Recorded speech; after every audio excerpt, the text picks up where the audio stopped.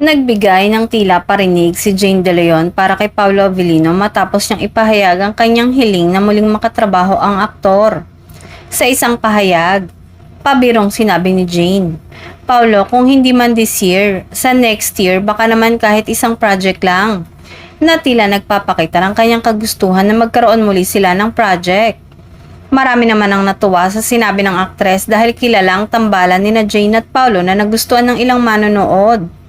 Para sa kanilang mga tagahanga, isang bagong proyekto ng dalawa ang tiyak na magiging kaabang-abang. Hindi naman ito itinuring ni Jane bilang pressure kay Paulo bagkus sa isang simpleng pagpapakita lamang ng kanyang paghanga at suporta sa aktor bilang kaibigan at kasamahan sa industriya.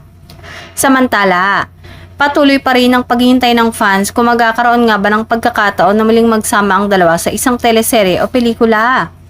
Kung matutupad ang hiling ni Jane, tiyak na magiging espesyal na regalo ito para sa kanilang mga taga-suporta na umaasang muling makikita ang kanilang chemistry sa screen.